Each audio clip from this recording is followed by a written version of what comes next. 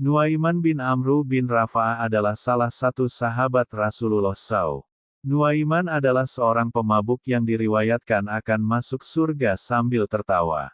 Nuaiman dikenal sebagai orang yang jenaka, seperti disebutkan dalam buku Ternyata Kita Tak Pantas Masuk Surga karya H. Ahmad Zaki El-Shafa. Sehingga dalam sebuah riwayat Nabi Muhammad SAW bersabda, ia akan masuk surga dengan tertawa. Nuaiman adalah salah satu sahabat Nabi Muhammad SAW yang banyak mengikuti peperangan.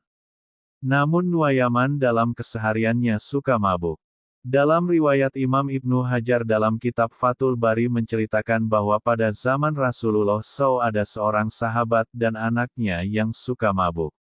Menurut ulama, sahabat tersebut bernama Nuaiman dan anaknya yang bernama Abdullah dihukum karena mabuk. Riwayat ini menjadi kuat menurut Ibnu Abdil Bar sebab ada riwayat Al-Zubair bin Bakekar dari Muhammad bin Amr bin Hazm. Diceritakan, saat itu di Madinah ada seorang lelaki yang selalu mabuk. Ia diantar bertemu Rasulullah SAW, kemudian Rasulullah SAW memukulnya dengan sandal. Para sahabat pun disuruh Rasulullah SAW memukulnya dengan sandal dan ditaburi debu. Saat sudah banyak debunya, seorang sahabat melakukan sumpah serapah, semoga Allah melaknatmu. Rasulullah SAW yang mendengar hal tersebut lantas segera menegur orang itu.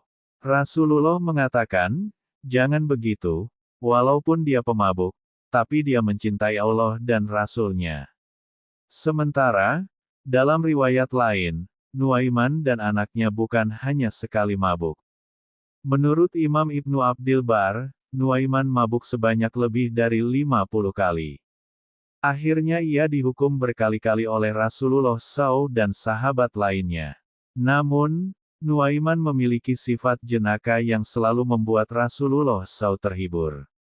Nuaiman pernah berulah sampai-sampai membuat Rasulullah SAW tersenyum hingga nampak gigi gerahamnya.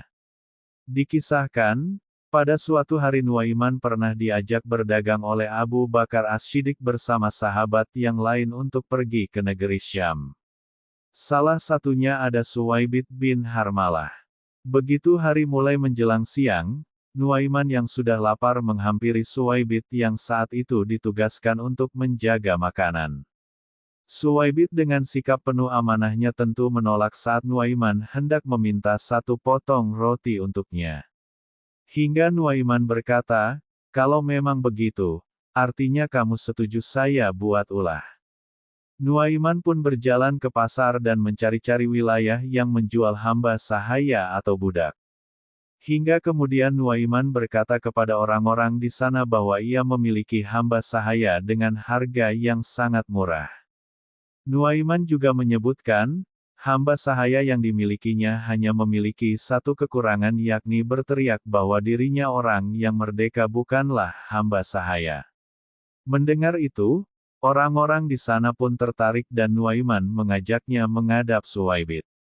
Itu ada orang yang berdiri sedang menjaga makanan, itu hamba sahaya saya, kata Nuaiman pada mereka.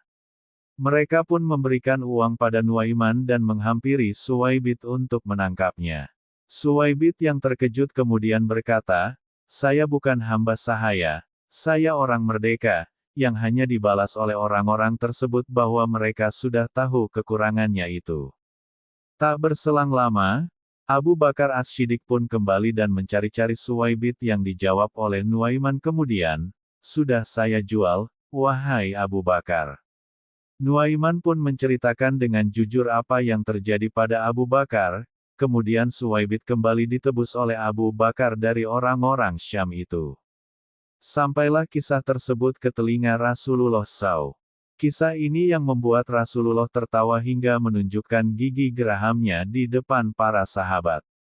Perawi hadits mengatakan, bahkan setelah 1 tahun berlalu, Rasulullah SAW pun selalu menceritakan kisah Nuaiman dan Suwaibit ini kepada para tamunya.